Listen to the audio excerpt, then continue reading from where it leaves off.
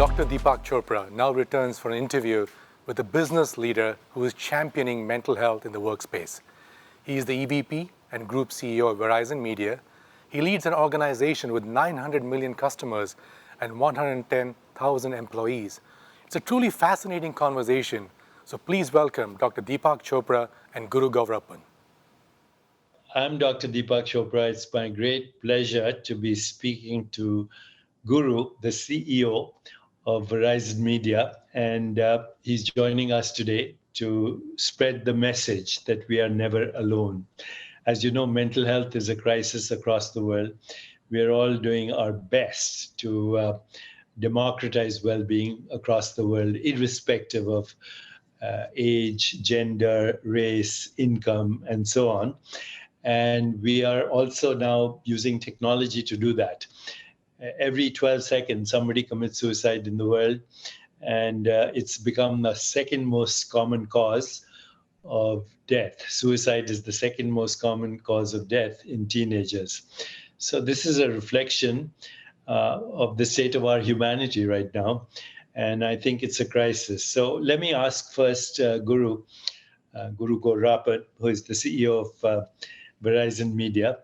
What has been the impact of remote working due to COVID-19 on mental well-being from your perspective, the perspective of Verizon Media? Sure, Deepak. First of all, thank you for having me here, and I'm glad I'm able to share some of our thoughts, but really appreciate you having me here. When you think about COVID-19, and the impact it's had, one of the things for Verizon Media, we are a global company. So a lot of our, what we call programming for employees, let that be all hands and how we bring people together. We are close to 11,000 employees globally.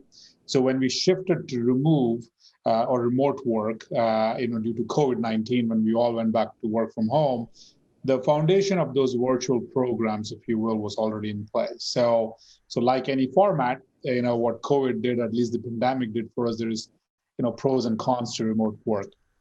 While working remotely supports, we all know the physical health and safety of the employees. It can make them feel alone and isolated. I think that's something we've noticed. Employees miss out on colleague interaction, that serendipity that you can, which can be emotionally and mentally beneficial. Being with people, we all know that.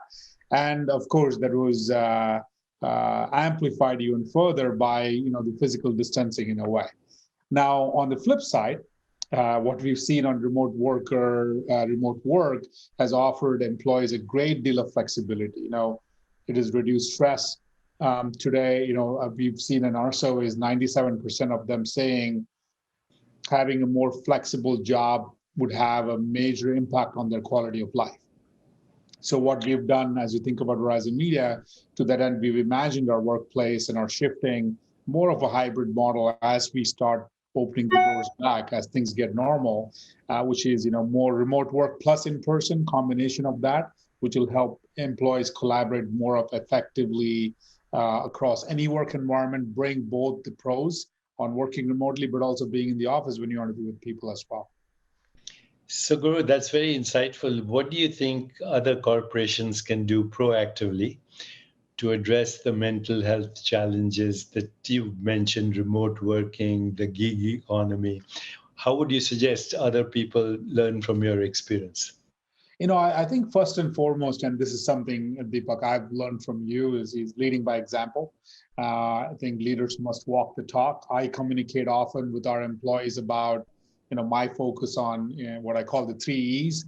It's a framework of exposure to sunlight, the emotional well-being, and exercise, which I've learned from another Dr. Kavita Patel, and I think Deepak, you've talked about this in different framework as well. And I also try to share that in terms of, we did something called Reset the Mindset, and how I do reset and recharge. So I think that walking the talk is important.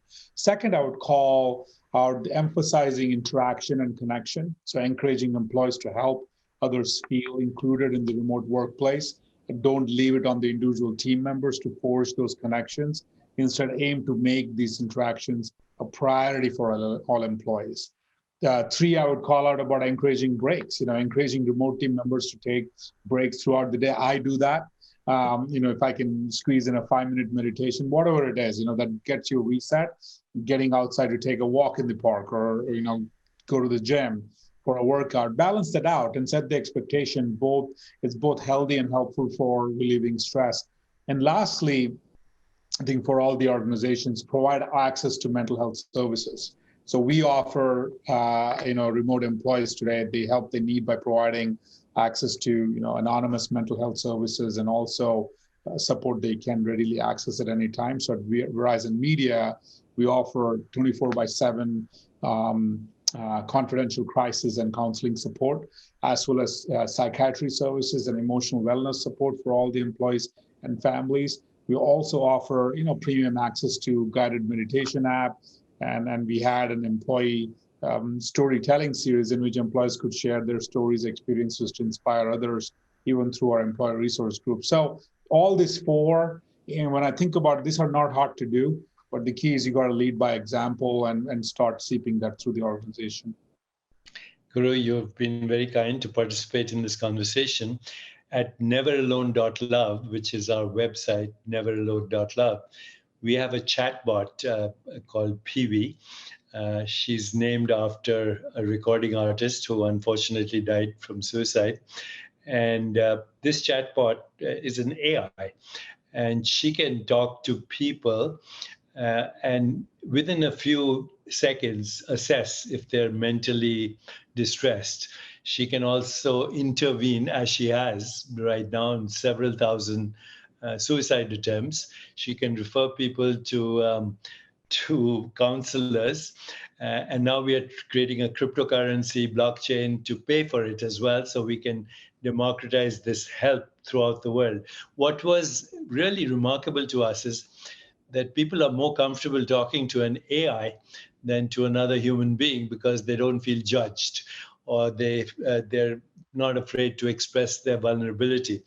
And just like you mentioned, the 3 E's, we have 4 A's: attention, which means deep listening to each other; affection, deep caring for each other; appreciation, deep gratitude that we have each other in our lives; and acceptance, accepting each other just as we are. It's hard enough for us to change when we want to change, and we're trying to change other people. So with the 4 A's, we've actually had an amazing response. And so I'm just asking you as a closing question, do you think technology and media can play a major and key role in mental well-being? And if that's so, how can we amplify the role of technology and media, since that's your world? Sure. And thank you, Deepak, for sharing the 4 A's and also the bot as you talk about PV and what can be done. I think it totally can. I think one of the big areas around mental health, I think you clearly articulated right now, the stigma that's associated with it. And people don't want to be open about that, be vulnerable about that. And I think what technology enables you to do that is be as open as you can and be who you are and let you bring in. So I would just say, when you think about technology, I take from the vantage point of Verizon Media, we think about technology having and media having an impact on 3 key groups, right? You have our employees, our consumers, and of course, society, which is more broader extension.